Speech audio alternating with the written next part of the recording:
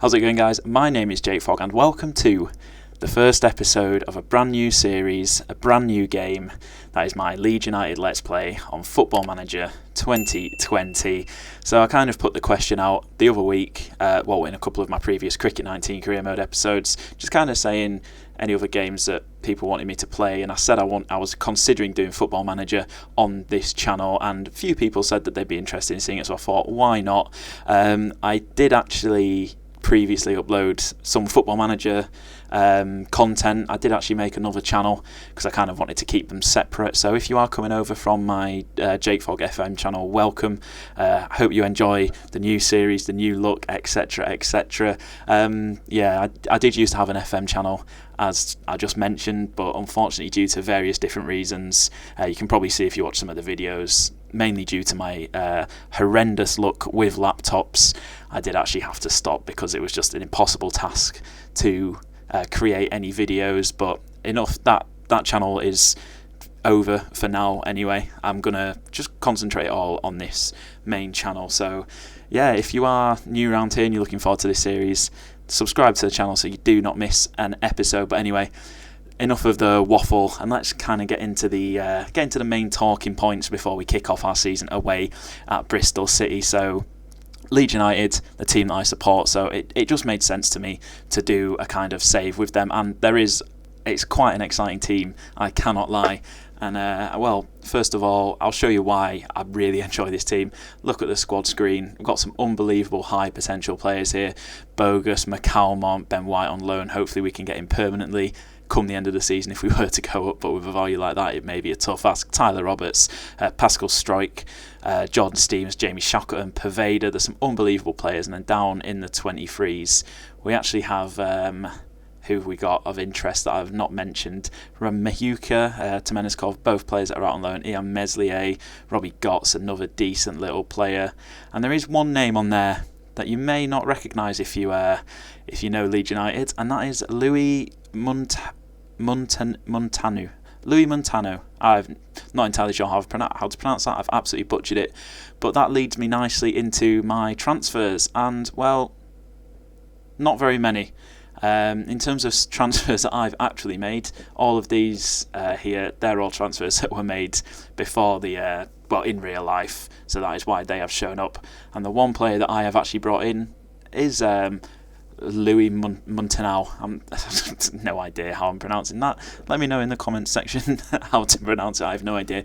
But this is actually a kid that I've never heard of, but he actually popped up on my Twitter feed the other week from I think it's a Twitter account called FM20 Kids, and I've seen that he can develop into an unbelievable player. And well, he's only 70. We've managed to pick him up for 625k, and I am hoping that he can go on to become an absolute superstar. And also, again, if you know Leeds United, or to be honest, if you know Football Manager this year, you will know there is one player that Leeds start with, and unfortunately, if we scroll down to the bottom of the outs, Noah Kenny, a fantastic player, one of the best wonder kids in this game this year. He is. He always ends up being like a regular top tier Premier League player, regular England starter, all of that good stuff. But unfortunately, because he's on a youth contract at the start of the game, literally the first thing I did was try to offer him a contract, and because there was about 16 teams interested in him, he was like, nope, don't want to sign a new contract. There's too much interest in me. So unfortunately, plenty of teams can just come in, pick him up on a pre-contract, a youth contract. They basically stole it from under my nose. I couldn't do absolutely nothing about it, and I've got 775k in compensation, and I think about a 15% profit of next sale clause. So yeah, I guess that is all my real pre-season business done and out of the way.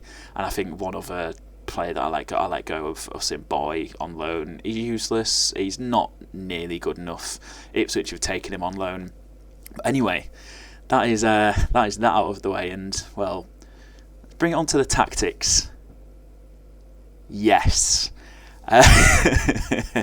This is the tactic that I'm going to try to start with, and you can see up there I've called it Bielsaball because I've tried to model it around the way that Bielsa gets Leeds to play in real life. So I've got a sweeper keeper, I've got 2 ball playing defenders, I've got them set to stay wider as well because I've got the halfback.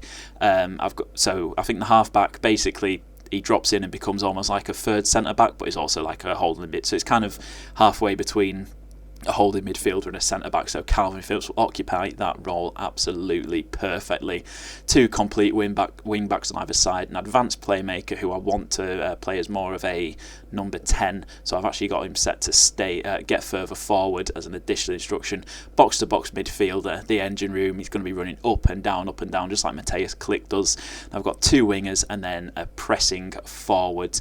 And then in terms of the instructions, attacking width just fairly wide, play out of defence, overlap left and right, pass into space, high tempo, work ball into the box, counter press, counter, distribute quickly, distribute to the centre backs and take short kicks, and then much high line of engagement, high defensive line, urgent pressing intensity, and obviously prevent short goalkeeper distribution. That's about as close to how we actually play in real life, so that's kind of what I've kind of moulded it on. But anyway, I'll just quickly select my team for this first game against Bristol City, and we'll get straight into it.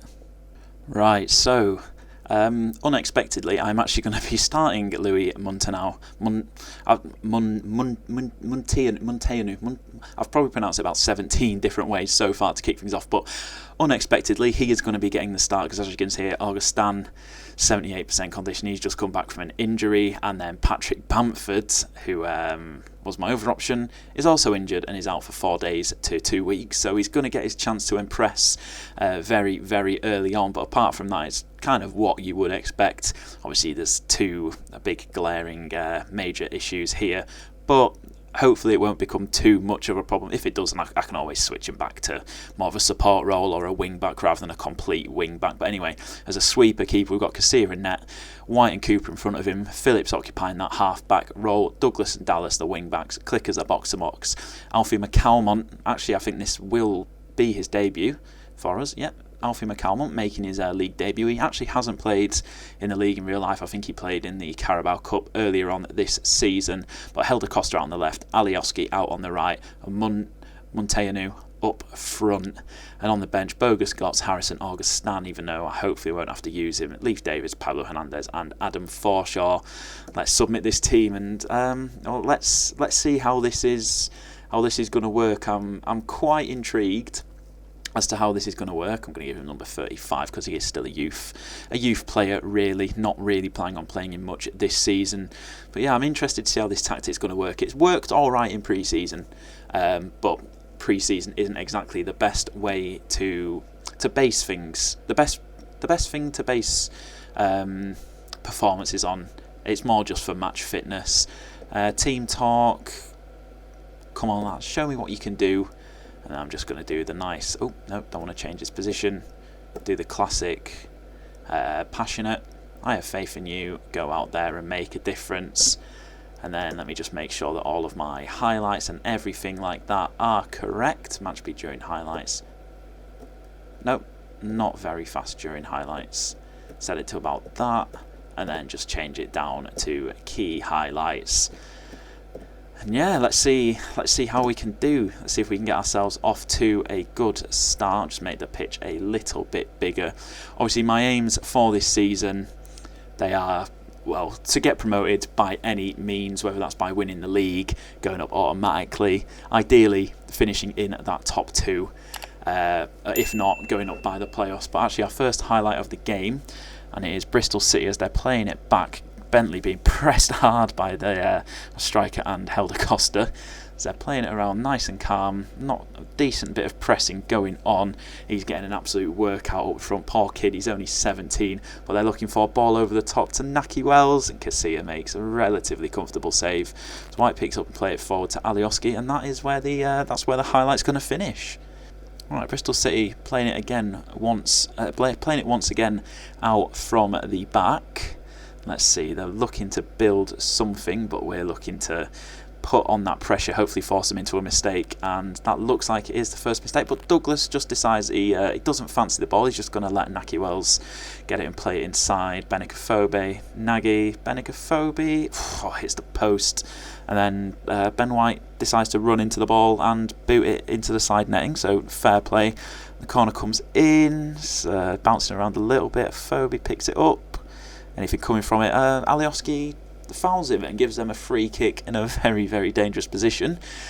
It's definitely not been the best start so far for us, as that is headed over, and hopefully a little bit of respite for us. And Calvin Phillips picks up an early booking. Helder Costa's looking nervous. It's not looking great so far, although it's been a relatively even game in terms of the stats. Going to demand more. Half an hour in, we're focused. They're focused. If we can snatch a goal just before the break, that would be absolutely ideal, but it's not looking like anything's happened. We're really starting to come into this game, and that is half time. 5 shots to 8, 4 to 5 on target. We've had the lion's share of the possession. It's not too bad as the away side. But let's just get ourselves straight out for the second half, and I need to start thinking about what kind of changes I am going to be making, because I think some changes are going to be required fairly soon. Click's not having the best game of his life as Dallas picks up a booking, and well, this second half has been uneventful to say the least. Let's see, changes wise, what can I do? I'll just pause it so nothing goes off in the background. Click's he's been poor. I'm actually going to bring on Matty Bogus, play him in the... No, I'm going to leave Bogus as a box-to-box. And McCallum as that advanced playmaker. And Alioski out on the right isn't having the best time of things.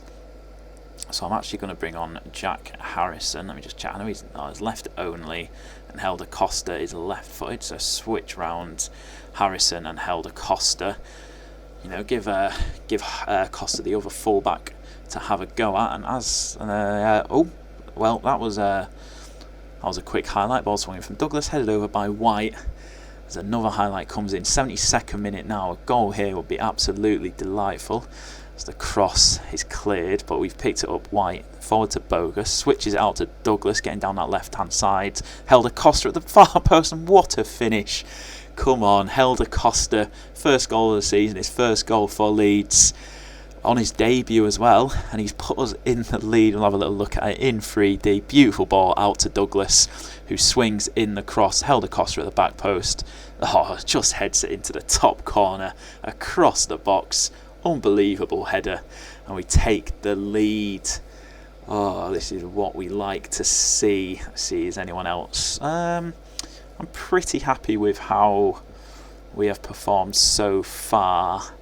I could bring on Robbie Gotts to play in wing back. I'm actually training him to play there because, I mean, look at him. He's a right back, but he's also a winger. He's perfect as a wing back, but he just can't play there at the moment.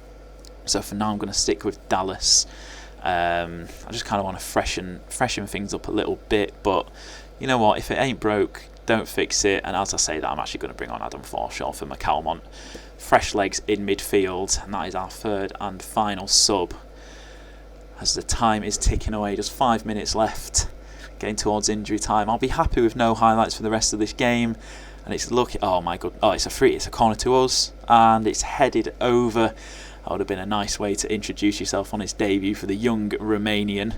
With a goal kick, Bentley out wide to the right back. There's only seconds remaining. The full-time whistle surely going to blow any moment, and there it is. A good result really to kick off the season. 1-0 away at Bristol City. A good side. I'm actually going to have a little look to see what the season preview is for them. If it'll let me. Season preview, Bristol City predicted to finish 8th, so a tough game first up, but a good game to finish. Good game to get a nice 1-0 in as we'll go to the dressing room. Team talk. Good win, boys. Well done. And there we have it, 1-0 victory. And that's how the table looks after the first round of fixtures, excluding Derby County and Huddersfield. No one cares about that game, it's pointless. But Brentford obviously won by 4 goals against Birmingham first game. But we're up in 6th place, so not a bad start to the season. I'm not bothered about the press conference. But yeah, very happy with that as Leicester boss Brendan Rodgers Oh, looking at Alfie McCalmont. I've actually already rejected a huge bid from him. I think someone bid about 8.5 million, but I turned it down because I do not want him going anywhere. He's a fantastic player and he turns into a great player in this game. But anyway, that is where I am going to finish off today's episodes. The next game, I'm not sure. I'll probably come back sometime towards the back end of September. I'll get the season well and truly kicked off.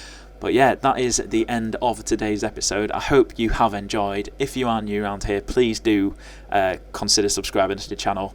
Thank you for watching, and I will catch you in the next episode.